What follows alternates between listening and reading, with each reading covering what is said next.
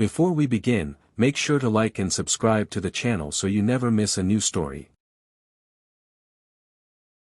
The fog's been here so long, I've forgotten what the sun looks like. Just this thick, wet gray blanket, day and night, pressing against the windows of the old light tower perched on Blackstone Cliff. My name's Arlo, and keeping the light burning is my job. Not that many ships see it through this soup, but you gotta try. The worst part isn't the damp that gets into your bones, or the way everything smells like salt and mildew. It's the silence. Or it was. See, the only thing that cuts through the quiet is the foghorn. Every 30 seconds, right on schedule, it lets out this huge, mournful groan. BWROMPH, like a giant, lonely beast clearing its throat. You get used to it, like the ticking of a clock you can't turn off. Or so I thought. It started about a week ago. I was sitting in the keeper's room, high up in the tower, mending a net I'd probably never use. The horn blasted, shaking the stones a little like it always does. Then, in the fading rumble, I heard it. Or thought I did. A sound like dry leaves skittering on stone, but, shaped. Almost like words. Just a whisper, gone before I could catch it. Loneliness, I muttered to the damp air. Playing tricks. I went back to my net. But it happened again the next day. And the day after that.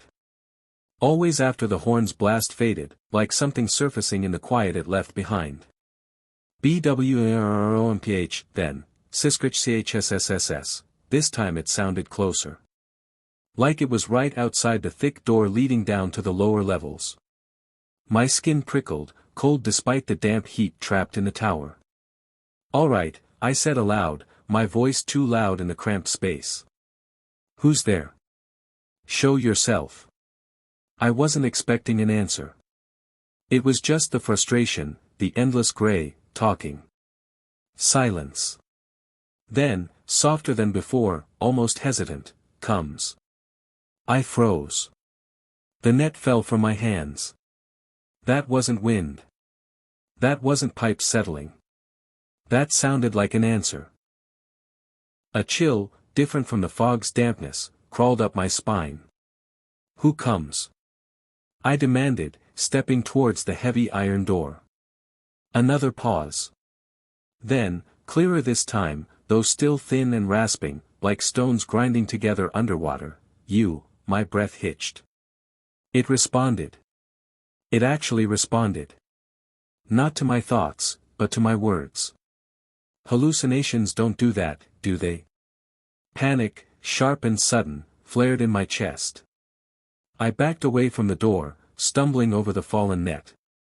"Stay away!" I yelled, feeling stupid even as I did it. The only answer was the foghorn's next scheduled blast. BWROMPH, the deep sound vibrated through the floorboards, momentarily drowning out everything, including the fear. But this time, I strained my ears, listening into the silence after the roar. Nothing. Just the drip, drip, drip of condensation somewhere in the walls. Had I imagined the response? Maybe the loneliness was worse than I thought. For the next 2 days, the whispers stopped. Relief warred with a strange, gnawing disappointment. The fog felt heavier, the silence more oppressive than ever. I found myself talking to the tower, to the lamp, to the kettle whistling on the stove, anything to fill the void. But I avoided speaking towards the lower door. Then, yesterday, while checking the fuel tanks in the dank basement level, I heard it again. Not after the horn, but while I was muttering about the rust on a pipe. Below, it sighed, seeming to come from the very stones beneath my feet. It was leading me. Down. Towards the old maintenance shaft. Everyone avoids that shaft. Even old Captain Harris, who ran this tower for 40 years before me, called it bad air and kept it bolted.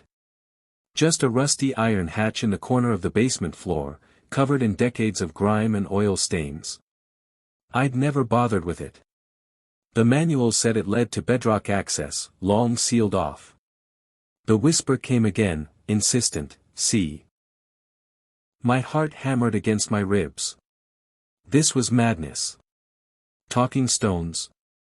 Whispers in the fog. Yet, the response. It was real. I had to know. Grabbing a heavy wrench for courage or something to hit with, I scraped away the grime around the hatch. It took oil, muscle, and a lot of cursing, but the hinges finally shrieked in protest, and I heaved it open. A wave of cold, stale air, smelling of ancient salt and something else, something metallic and sharp, like old blood, hit me. Stone steps, slick with damp, spiraled down into utter blackness. My flashlight beam cut a weak yellow cone into the gloom. The steps were worn smooth, impossibly old. Down and down I went, the air growing colder, thicker. The whispers had stopped, replaced by a deep, unsettling silence that seemed to thrum in my ears. The steps ended in a small, rough-hewn chamber. And there they were. Set into the far wall were two massive stone doors. They looked like they'd been there since the cliff itself formed. They were crudely carved with swirling patterns that made my eyes ache if I looked too long, spirals that seemed to twist inward, endless knots, shapes like drowning hands. And across the center, where the doors met, thick iron spikes as long as my forearm had been driven deep into the stone, sealing them shut. Rust wept from the spikes like dried blood, but it was the words that froze me solid. Carved deep into the stone above the doors, and scattered around the frame, were lines of script. Not English. Not any language I knew. It looked wrong. The letters were jagged, angular, some curling back on themselves like hooks. Others looked like waves crashing, or drowning figures. I recognized nothing, but the sheer age radiating from them, the sense of desperate finality in those hammered spikes. It spoke of something terrible needing to be kept in. I shone the light closer. One phrase repeated near the top, carved deeper than the rest. It looked vaguely like pictures, a rough circle with lines radiating out, like a sun, but crossed through with a deep slash, then a shape like a sinking ship, then a cluster of sharp, downward-pointing marks. Below it, another script looked older still, smoother but just as alien, like flowing water turned into sharp claws. And lower, almost eroded, were symbols that might have been Phoenician or something even older, things I'd only seen in history books about lost sailors. Dead languages. All of them. Maritime tongue swallowed by the sea itself. And they all screamed one silent message, asterisk stay out. Keep closed. Beware below, asterisk. The whispers started again, louder now, seeming to emanate from the doors themselves. Not one voice, but dozens, hundreds, layered over each other in a sibilant rush, open, free us, free you, beneath, waiting. I scrambled backwards, tripping on the slick steps, dropping the wrench with a clang that echoed horribly in the confined space. I clawed my way back up the shaft, slammed the hatch shut, and bolted it with trembling hands, heaving an old crate on top for good measure. I spent the night huddled in the lamp room, the comforting BWAAAROMPH of the foghorn my only shield against the terrifying knowledge beneath my feet. The whispers didn't come again that night. I thought the horn kept them quiet. I was wrong. Last night changed everything. The fog was thicker than ever, a solid wall pressing against the glass.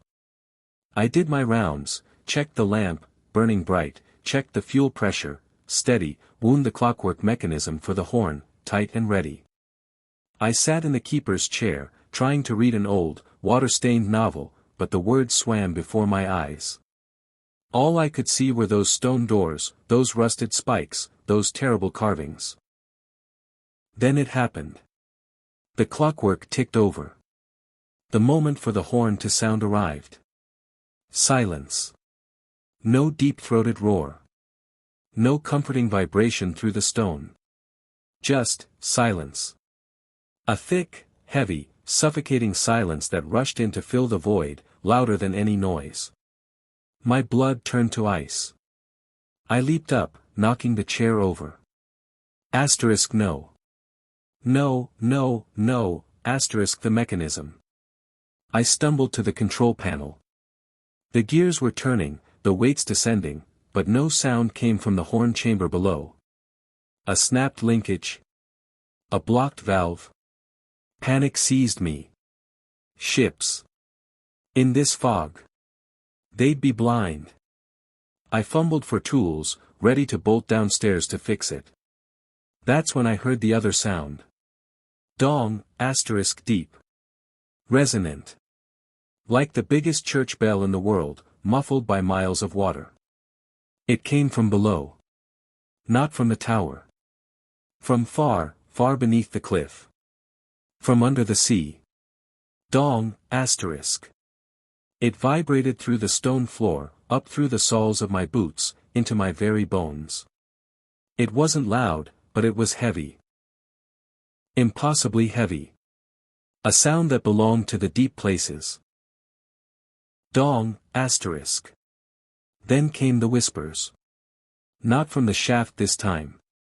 They were everywhere. Filling the tower, swirling in the dead air, coming from the fog itself, pressing against the windows. A chorus of dry, ancient voices, layered, overlapping, no longer pleading, but expectant. Silence, invitation, answered, risen, asterisk. I staggered to the window, pressing my face against the cold glass, peering uselessly into the solid gray. Nothing. Just the fog. But the bell tolled again. Dong, asterisk. And then I understood. The pieces crashed together in my mind with the force of a tidal wave. The whispers weren't drawn by the horn sound, they were repelled by it. Or rather, what they served was repelled. The foghorn wasn't a warning for ships against the rocks. It was a warning to the rocks, asterisk asterisk, to what lived in them. Under them. Beneath the sea. It was a signal. A constant, booming reminder, asterisk stay down. We are here.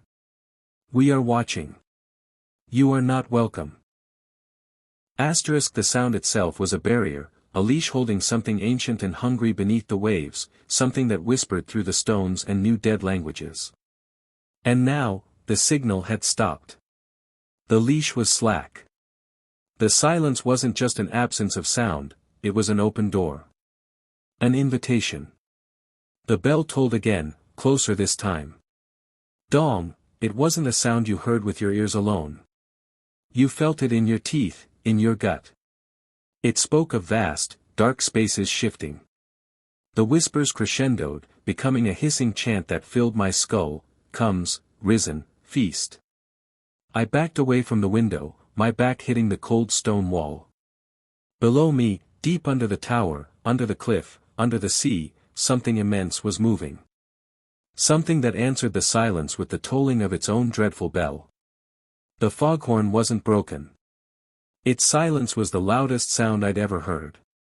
And it was calling them up. The first wet, heavy thud shook the entire tower. Dust rained from the ceiling. It came from below, from the direction of the sealed shaft. Then came the scraping. Like massive stones being dragged across each other, slow, deliberate, grating. They were opening the doors. From the inside.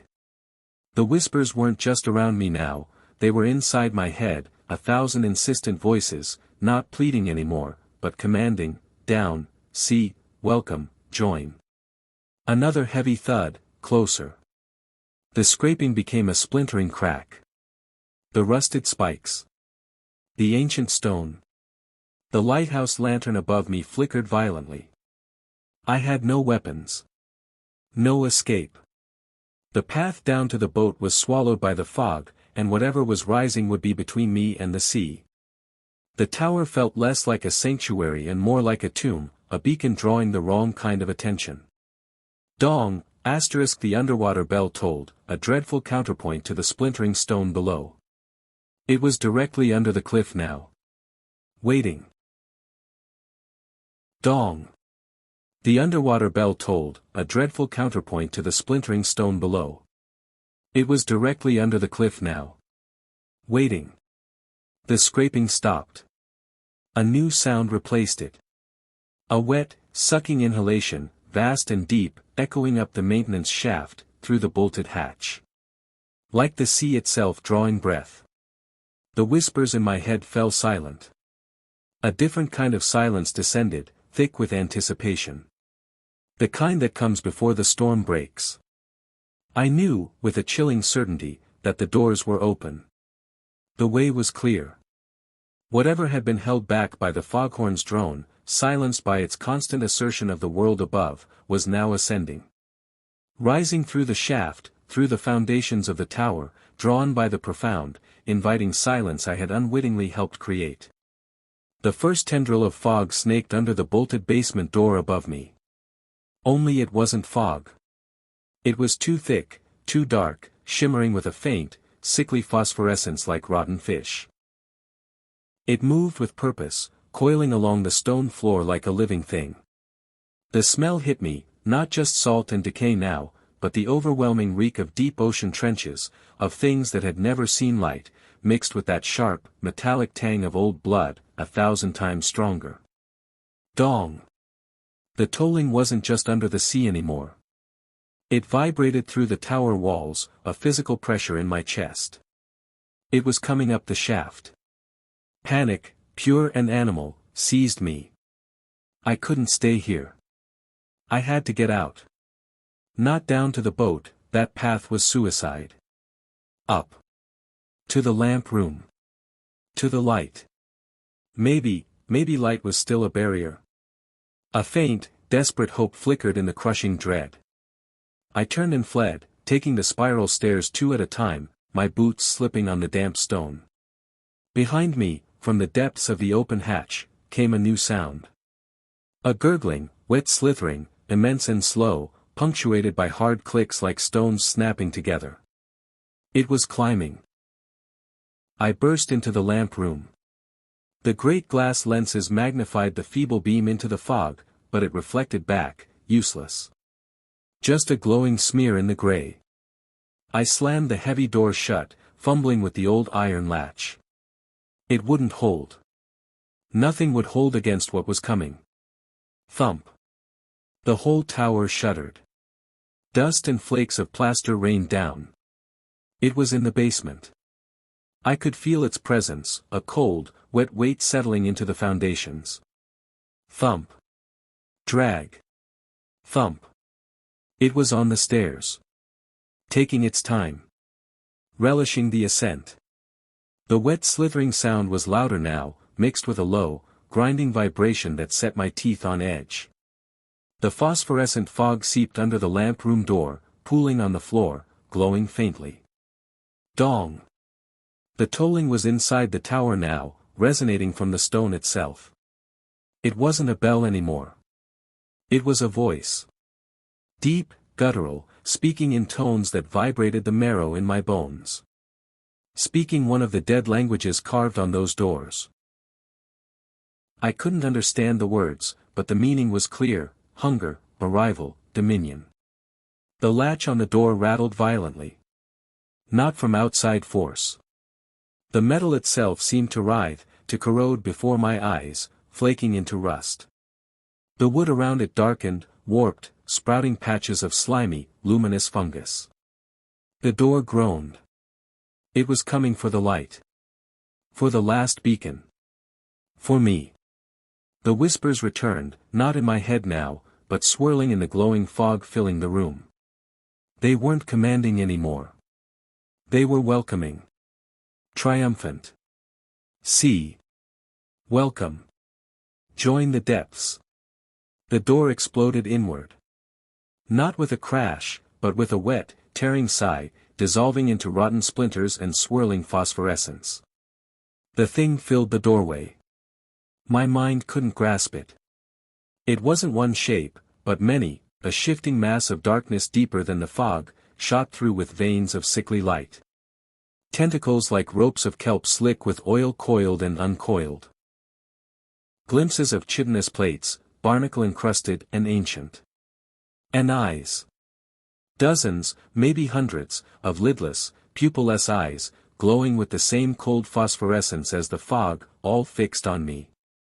They held the crushing pressure of the deep ocean, the chill of sunless trenches, and an ancient, patient hunger. It wasn't a creature from the sea. It was the sea. The cold, dark, crushing heart of it. Given form. Given dreadful purpose. The central mass pulsed, and the tolling sound boomed forth directly from it, shaking the glass of the lantern. Dong! The sound wasn't just heard, it pushed against me, a physical wave of crushing depth. It flowed into the room, the fog clinging to it like a shroud, the lamplight seeming to recoil from its presence, dimming rapidly. The temperature plummeted. Frost spiderwebbed across the inside of the windows. It stopped, towering over me. The multitude of eyes regarded me. Not with malice, but with the terrifying indifference of the abyss. I was insignificant. A morsel. A witness. One thick, dripping tendril, ending in something that might have been a claw or a mouth, slowly extended towards me. The smell was overwhelming, decay, salt, and that sharp, ancient copper tang. This was it. The end the sealed doors had tried to prevent. The fate the foghorn had held at bay for who knows how centuries. The silence had been the invitation, and the deep had answered. The tendril hovered inches from my face. I couldn't scream. I couldn't move. The cold radiating from it was absolute, stealing my breath, my thoughts. Then, from the depths of the thing, the whispers coalesced again, not a chorus, but a single, vast, crushing thought projected directly into my frozen mind. It wasn't in any language, yet I understood its terrible, simple meaning. The signal has changed. You are the keeper now. The glowing eyes held me. The meaning slammed into me, colder and heavier than the abyssal chill. You are the keeper now. Not of the light. Not of the warning for ships. The foghorn was gone. Its purpose was void. The deep thing needed a new signal. A new voice to mark the changed world. To tell the thing slumbering in the crushing dark that the way was open. That the silence above was permanent. That the feast had begun. And it had chosen me. The hovering tendril didn't touch me. Instead, it slowly retracted. The crushing pressure lessened, just a fraction. The myriad eyes remained fixed, expectant. The wet, grinding sound vibrated softly. Waiting. The implication was horrifyingly clear. My voice, screaming into the fog, wailing from the cliff, that was to be the new signal. The new beacon. Not for salvation, but for descent. An invitation written in human terror. Could I refuse? Would refusal even matter? It would just take me, and perhaps find another way. But the thought of my voice, twisted into that monstrous purpose, was a deeper horror than simple death. The phosphorescent fog swirled thicker around my ankles, chilling me to the bone. Outside, the unending gray pressed close. Down below, in the town huddled at the cliff's base, they wouldn't hear the foghorn's absence yet. They'd just think the fog was thicker. They slept, unaware of the stone doors swinging open beneath the waves, of the ancient bell tolling its ascent. The deep thing waited. The silence, after a lifetime of the horn's drone, was a physical weight, a screaming void demanding to be filled. It demanded my voice. I opened my mouth. Not to scream. Not yet. A dry, choked rasp was all that came out. The eyes pulsed brighter. The tolling sound vibrated deep in its body, a low, approving hum. The keeper of the light was gone. Standing in the dim, dying glow of the tower lamp, shrouded in living fog, facing the heart of the risen deep, I knew only one thing: the silence wouldn't last. And I was the one who had to break it. The new signal had to be given. A vast, impossible terror rose in my throat, colder than the sea, sharper than the rusted spikes on the stone doors. It clawed its way up, scraping, burning. I tried to clamp my jaw shut, to hold it in, but the pressure was too great. The thing before me leaned closer, the stench of millennia flooding my senses. Its many eyes held a terrible command. The scream tore out of me. Not a sound of defiance, but of utter, soul-crushing despair. It ripped through the lamp room, raw and ragged, shattering the dreadful quiet. It echoed off the glass, bounced off the stone, and poured out of the high windows into the endless, suffocating fog. No! The sound hung in the air, vibrating, terrible. Human. Fragile against the immensity before me. The deep thing didn't move. Its eyes pulsed once, slowly. The low tolling within it shifted, deepened. It wasn't disapproval. It was acceptance. A new frequency learned. A new sound recognized. My scream faded, leaving my throat raw and my chest heaving. Silence rushed back in, thicker than before. But it was a different silence now. Charged.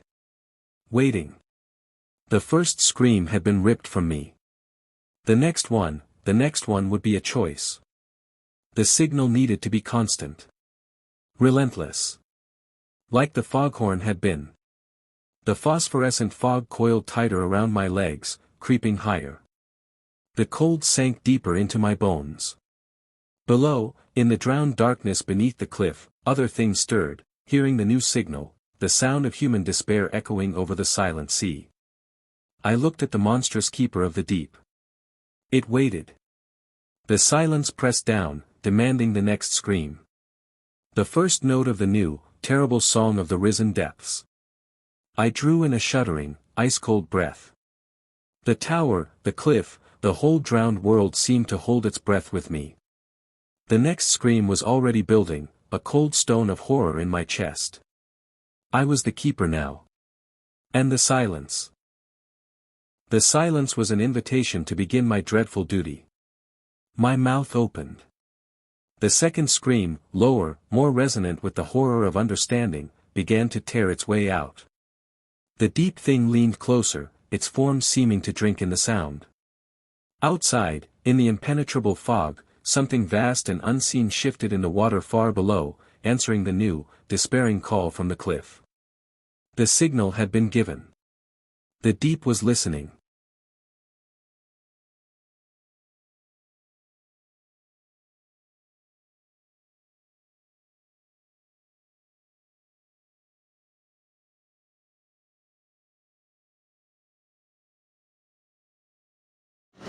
Story number 2. The salt stings my lips. It's always in the air out here, on this pile of sharp rock they call Blackfin Reef. My job?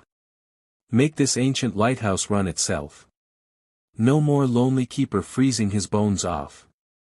Just wires, sensors, and a big, dumb machine light doing its thing forever. Easy money, they said. Ha! The tower's old. Real old. Stones worn smooth by centuries of wind and spray. Inside smells like damp stone and old oil. My little cot's crammed in one corner, tools scattered everywhere else. The light itself, up top in the glass room, is a giant beast of brass and glass. It groans like an old man when it turns, sweeping its long white finger over the black water every night. First night, nothing weird. Just me, the groan, the crash of waves, and the endless sweep of light. Lonely? Yeah. But quiet. Second night. I'm up in the lamp room, adjusting the new motor I've bolted onto the old turning mechanism. It's dark, except for the blinding white beam slicing through the glass. I finish tightening a bolt, step back to look at my work. As the light sweeps past the windows facing the sea, something catches my eye. For a split second, lit up stark white against the blackness, I see me. Standing right outside on the narrow walkway that circles the lamp room. Same blue work shirt I'm wearing. Same messy brown hair. He's even got the wrench in his hand, raised just like mine was a second ago. Then the light beam moves on, plunging him back into darkness. My heart does a stupid little jump. Impossible. I rush to the window, press my face against the cold glass. Nothing. Just black ocean and the distant white line where the light cuts the water. Must be a reflection, I tell myself. A trick of the light on the wet glass. Yeah. That's it. But the next night, it happens again. I'm wiping grease off my hands onto my pants. The light sweeps by. There he is, outside. Mirror image me, wiping his hands on his pants. Exactly what I did maybe 2 seconds before. The timing is off. It's not instant, like a real reflection. It's delayed. Like an echo you see. A cold worm of unease starts wriggling in my gut. I don't rush to the window this time. I just watch. The light comes around again on its slow circle. There he is. Still wiping his hands. Same delayed copy. Night after night, it's the same. My shadow self, trapped in the beam's sweep, replaying my actions a few heartbeats late. I lift a coffee mug. He lifts it. I scratch my head. He scratches his. It's unnerving, seeing yourself like that. Especially out here, alone. But it's just a trick, right? A weird reflection in the old, wavy glass. Has to be. Then, 10 nights in, he changes. I'm tired. Really tired. The motor's acting up, grinding louder than usual. I lean close to the big lens housing, trying to hear where the noise is coming from. The light beam swings past, flooding the walkway outside. There I am. But he's not leaning close to an imaginary lens. He's standing stiff, facing directly into the blinding beam as it passes over him. His eyes are wide open, staring straight into that searing white light. He doesn't blink.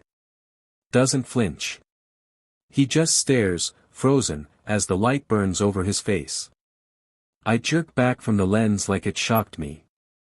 My own eyes sting, just from the thought of it. By the time I scramble to the window, he's gone, swallowed by the dark. But the image is burned into my brain, me, staring willingly into the sun-core brightness of the lamp. Why? Why would I do that? The unease becomes a constant thrum, like the vibration of the motor under my feet. I start avoiding the windows when the light sweeps past the seaside. But I can't help peeking. A few nights later, it's worse. I'm just sitting on my stool, drinking lukewarm coffee, feeling miserable. The light sweeps by. There he is. But he's not sitting. He's leaning over the railing of the walkway, looking down at the churning black water far below. And his mouth. His mouth is open. Dark streaks run from his lips down his chin. Black in the harsh light, but I know what it looks like. Blood. I drop the coffee mug. It shatters on the metal floor. I don't care. I press against the glass, shaking. He's still leaning, still bleeding. Then, slowly, deliberately, he turns his head. He looks right at me through the glass. Not at where I was a few seconds ago. At where I am now. Our eyes meet. His are empty.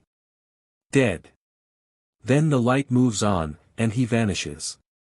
I spend the next day checking the walkway. Nothing. No blood, no scuff marks. Just salt crust and gull droppings.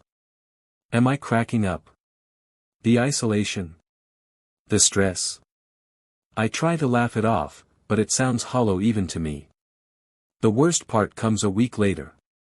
I'm trying to sleep, but the groan of the turning light keeps me awake.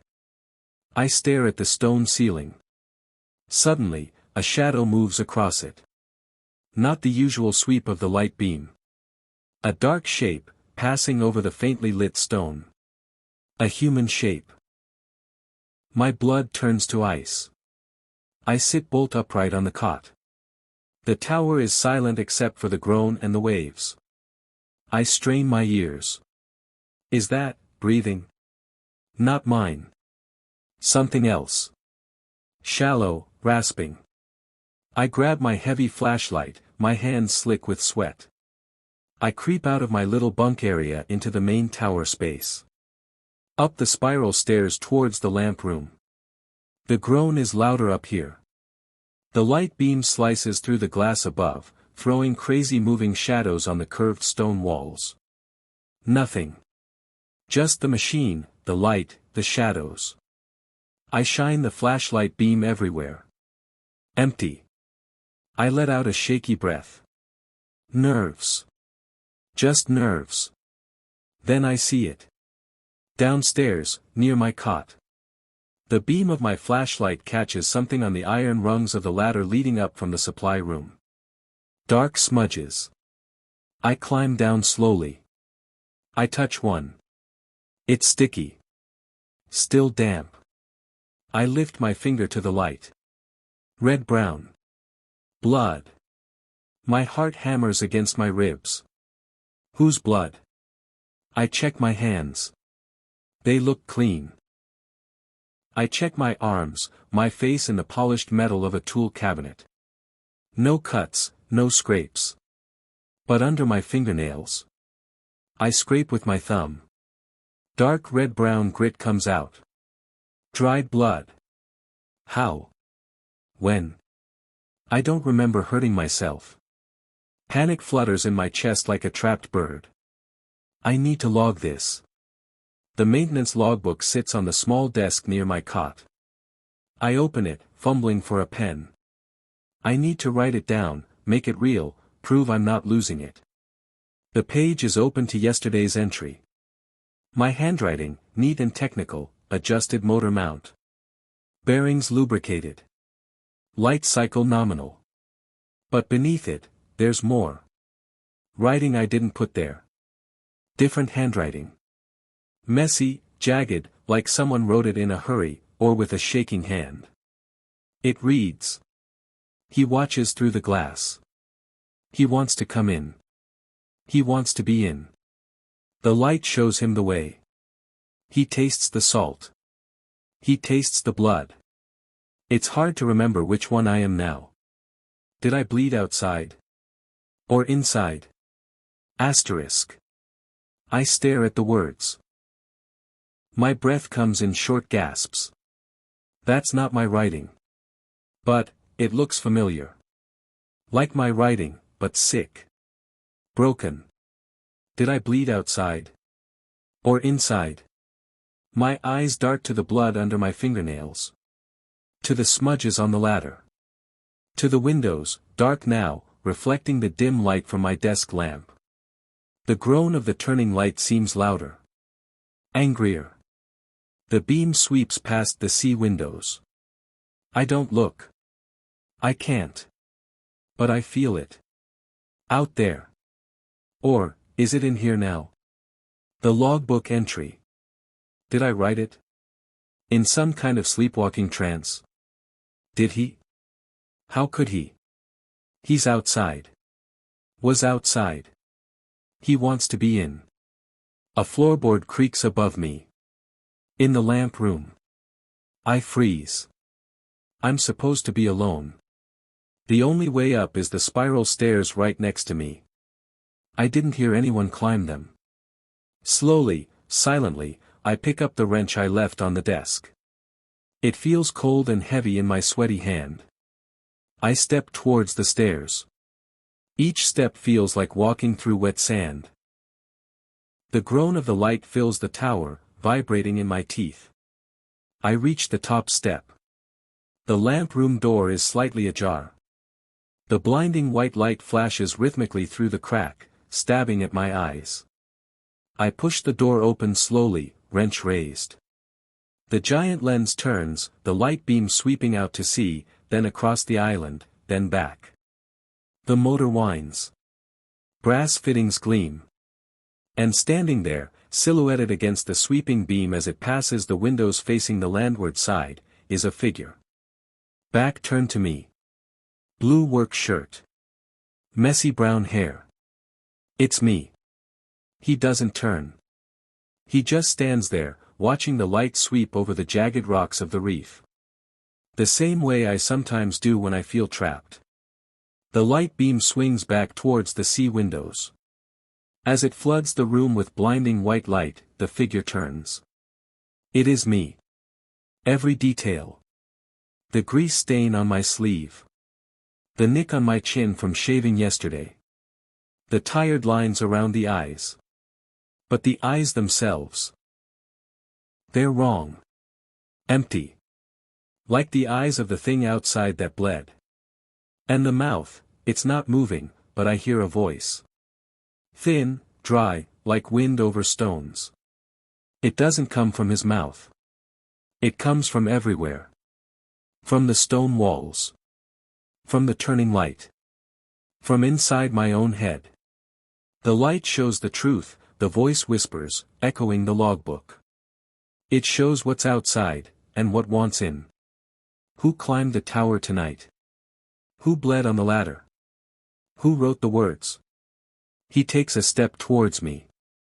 Not threatening. Just curious. His head tilts, like he's studying a strange insect. Do you remember, the voice rasps, staring into the light? Do you remember the taste of salt? And blood? I look down at my hands. At the dark crescents under my fingernails. I think of the figure leaning over the railing, bleeding into the sea. I think of the shadow on the ceiling. The breathing in the dark. The writing in the logbook. My logbook. The wrench feels impossibly heavy. My reflection, or is it? Takes another slow step. He's between me and the only way out. The light turns, the voice sighs, blending with the groan of the machine. It turns, and it shows, which one is real. The sweeping beam catches his face again as it passes. His eyes are wide open, staring straight into the blinding core of the lamp.